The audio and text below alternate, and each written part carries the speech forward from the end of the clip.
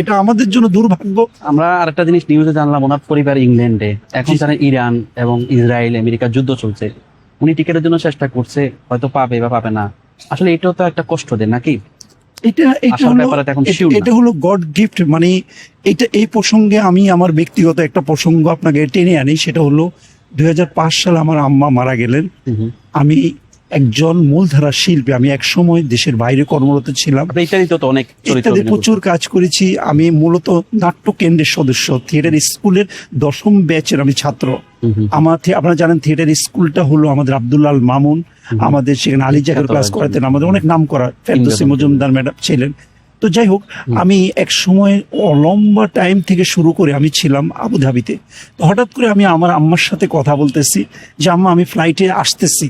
তো 2 ঘন্টা পার্থক্য আবুধাবি থেকে, দুবাই থেকে আমাদের ডিউরেশনটা হলো 2 ঘন্টা টাইমের জন্য। আম্মা বললো বাবা আল্লাহ সবদ। যখন আমি এয়ারপোর্টে আসলাম, আইসা দেখি মাইক্রোবাস নিয়ে আমার আত্মীয় স্বজন দাঁড়িয়ে আছে। আমি একটা 5 স্টার হোটেলে ছিলাম, আমাকে তোমাকে গ্রামে যেতে হবে, আমার আত্মীয় স্বজন ভাই বেড়াত ভাবি সবাই। আমি কেন? বড় গ্রামে গিয়ে দেখি কবর। কেন?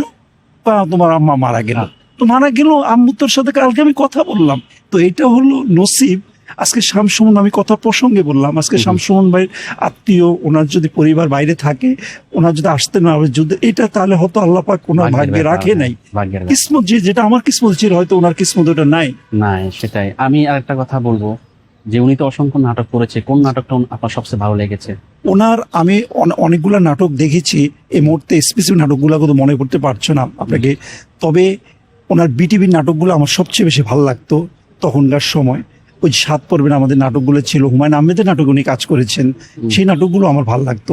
অনেক লম্বা, অনেক পুরনো আর্টিস্ট, ওই এত স্মৃতিচারণ করতে পারছি না। তবে এই স্মৃতিচারণ করতে পারছিলাম যেটা আমাদের ডক্টর এনামুল হকের সাথে যে চরিত্রটা করলো, নাটকের কথা বলছিলেন বারবার, এটা যেটা বললাম, যেটা অসাধারণ। এর অসংখ্য আছে, কিন্তু এতগুলো মনে পড়ছে। আমি শেষ কথা বলবো যে পিছনে হচ্ছে ওনার লাশবাহী গাড়ি, আজকে ওনার চিরবিদায়, এটাই ওনার কর্মস্থল ছিল।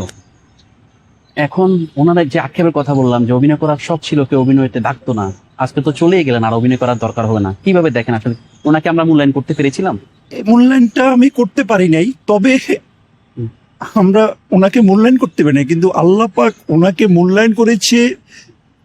আপনি একটা জিনিস আপনি ভাবতে পারবেন না, এই রমাদান পবিত্র মাসে উনি আল্লাহর কাছে চলে গেলেন। এর চেয়ে প্রিয় মানুষ আল্লাহর কাছে আর কি হতে পারে?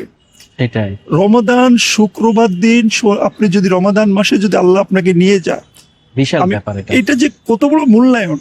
এই দুনিয়ার যদি কিছু কিছু ডিরেক্টর, সবাই না, কিছু কিছু ডিরেক্টর প্রডিউসার মূল্যায়ন করে নাই, কিন্তু আল্লাহ, মহান আল্লাহ ওনাকে মূল্যায়ন করেছে। চ্যানেল আই যে মূল্যায়নটি সম্মানটুকু দিয়েছে, যে উনি একজন, এখানে আপনি জানেন উনি এখানকার একজন ঊর্ধ্বতন কর্মকর্তা। এই প্রাঙ্গণে আমাদের মতো লোক, অসংখ্য লোক ইনশাআল্লাহ আপনারা দেখতে পারবেন, একটু পরে আসবে। এর চেয়ে মূল্যায়ন সম্মান, উনি সমাজের কত কিছু দিয়ে গিয়েছেন। আজকে আমরা এরকম একটা গুণী অভিনেতাকে হারিয়েছি, এটা যে ভাষা প্রকাশ করা যাবে না। আপনজন হারানোর বেদনা, কালকে যখন আমি খবরটা পেয়েছি, আমি সারা রাত ঘুমাতে পারিনি। ইনশাল্লাহ কিছুক্ষণ পরে ওনার জানাজা হবে।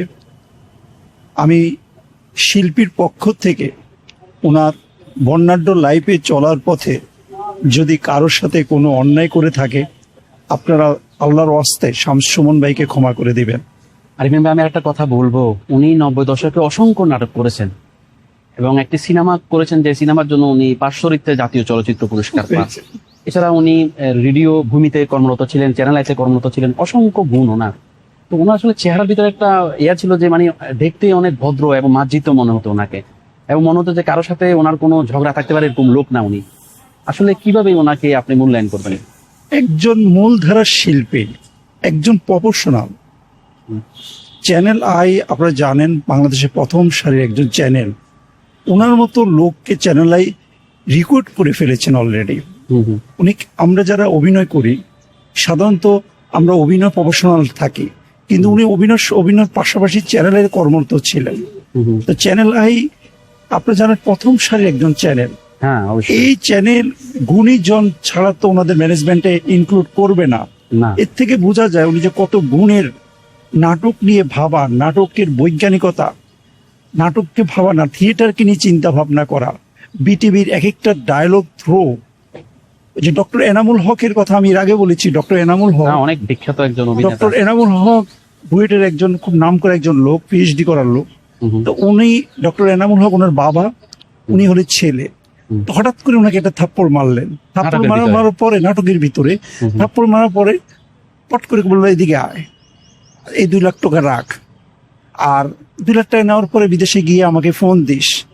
তারপরে আবার 20,000 টাকা দিলেন, দিয়ে বলতেছে, তখন বললো শামসুন ভাই ডক্টর এনামুল হককে বললেন যে এই টাকা কেন? কয় আরো খরচ আছে না তোর, তোর বোর জন্য একটা শাড়ি কিনবি না? হুম, হুম। এই যে প্রাণবন্ত অভিনয়, এই যে ছোট্ট এই নাটিকাটুকু ভাইরাল হয়েছে, কোটি কোটি মানুষ দেখেছে, এটা যদি আপনাদের কারো চোখে পড়ে থাকে, ডক্টর এনামুল হকের সাথে যে চরিত্রটা, আপনি চোখের পানি ধরে রাখতে পারবেন। লোক, অসংখ্য লোক ইনশাআল্লাহ আপনারা দেখতে পারবেন, একটু পরে আসবে।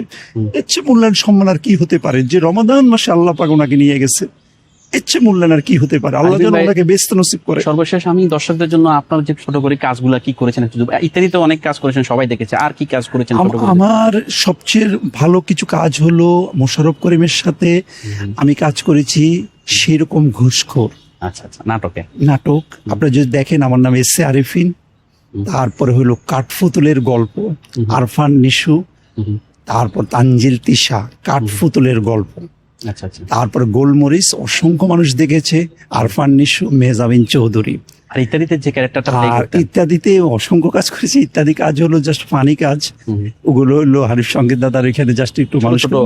মজার মজার কাজগুলো, যেমন ছিনতাইকারী, এক ছিনতাইকারী কাজ করতে গেলাম, এটা ও কথাগুলো, ইত্যাদি কথা বললে একটু হাসি চলে আসে। একদিন ছিনতাইকারী একটা রোল করতে গেলাম ইত্যাদিতে, হানিফ সঙ্গীত দাদা আছে এখানে, ওখানে কাস্টিং করে আমাদের মামুন ভাই। হুম, তো আপনারা অনেকেই চেনেন মামুন ভাইকে। তো হঠাৎ করে আমার বললো তুমি ছিনতাইকারী। তো ছিনতাইকারী কাজটা করার পর ইত্যাদিতে হানিফ সঙ্গীত দাদা, তো আমরা সবাই, আমি ছিনতাইকারী, তো আমি আর্টিস্টের আস্তে করে স্বর্ণটা নিয়ে গেলাম, নেওয়ার পর স্বর্ণ নেওয়ার পর আর্টিস্ট চলে গেল, যাই বলতেছে, ওই হাজব্যান্ড ওয়াইফ বলতেছে, কয় তোমাকে বলছি না হুম। ঈদের সময় অরিজিনাল স্বর্ণটা বাইর করো না, দেখছো নিয়ে গেছে হোকা মারা খাগ্গা। এখন দুঃখের ভিতরে এই দুঃখের ভিতরে এই কথাগুলো কথা বলতে বলছি। হয়, জি। পরে আমরা ছিনতাইকারী আইসা দেখে দিচ্ছি, আল্লাহ স্বর্ণ তো পাইলাম। যখন বিক্রি করতে গেলাম দেখলাম যে স্বর্ণগুলো এমনিটি স্বর্ণ। ওই হানিফ সঙ্গে কথাগুলো বললে মানে হাস্যরসের শেষ হাস্যরসের শেষ হয় না। উনি বেশ কিছু কাজ, আপনি যদি মুগ্ধাপাড়ার যে ইয়েটা আছে, পর্বটা আছে, সেখানে আমাকে পাবেন। হুম। তারপরে আপনার ঠাকুরগাঁ যে পর্ব, সেখানেও পাবেন হানিফ সঙ্গীদের। এখন আমার ওপেনার সার্জারি হয়েছে, রিসেন্টলি ভাই আমাকে কল করলো, আমি শারীরিক অসুস্থতার কারণে হানিফ সঙ্গীতে কাজ করতে পারিনি, তবে বেশ বড় বড় কিছু বিজ্ঞাপন করেছি এককভাবে। সেটা হলো এলজি বাটারফ্লাই, তামিম ইকবালের সাথে সোলো ক্যারেক্টার। আচ্ছা আচ্ছা। এলজি বাটারফ্লাই কাজটা তামিম ইকবাল ভাই আর আমি, আমরা দুইজনে, অর্থাৎ আমি এলজি বাটারফ্লাইয়ের জিনিসটা দেখে, গল্পটা এত সুন্দর দেখে আমরা ইয়ে করলাম। পরে ওই এলজি বাটারফ্লাই বিজ্ঞাপনটা আমাকে অনেক উপকার হইল আর কি। এর মধ্যে আরেকটা হলো আরএফএল রয়্যাল চেয়ার, সেখানে মূল চরিত্রটা আমি করেছি। এসএন আরিফিন ভাই, আপনি অনেক চমৎকার করে, আসলে আপনার জন্য অনেক কষ্টের, আপনার এই সহশিল্পী পিছনে আজকে প্রাণহীন দেহ নিয়ে চলে যাচ্ছেন ওনার প্রিয় যে কর্মস্থল থেকে, কিছুক্ষণ পরে জানাজা হবে। তো আমরা আসলে যারা এই ভিডিও দেখছেন সবাই আরিফিন ভাইয়ের জন্য দোয়া করবেন, যেন ভালো ভালো কাজ করতে পারে, যেহেতু ওনারও ওপেন হার্ট সার্জারি হয়েছে, এখন কিছুটা অভিনয় থেকে দূরে, তারপরে চেষ্টা করছেন। পাশাপাশি যে চলে গেলেন আমাদের 90 দশকের প্রিয় অভিনেতা, অসংখ্য নাটক করেছেন। আমি একটা কথা বলছি, সুমন ভাইয়ের জন্য আপনারা দোয়া করবেন। আর ওনার এই বর্ণাঢ্য লাইফে চলার পথে যদি উনি যদি কারোর সাথে কোনো অন্যায় করে থাকে, আমি একজন ওনার কলিগ হিসাবে আমি আপনাদের কাছে ক্ষমা চাচ্ছি, ওনাকে আর মাফ করে দিবেন। আল্লাহ যেন ওনাকে বেহেশত নসিব করে। আমিন আমিন, সবাই দোয়া করুন। আসসালামু আলাইকুম। ভালো লাগলে লাইক, কমেন্ট করে আপনার মতামত দিন। সাথে থাকার জন্য সাবস্ক্রাইব করুন এবং বেল বাটনটিতে ক্লিক করুন।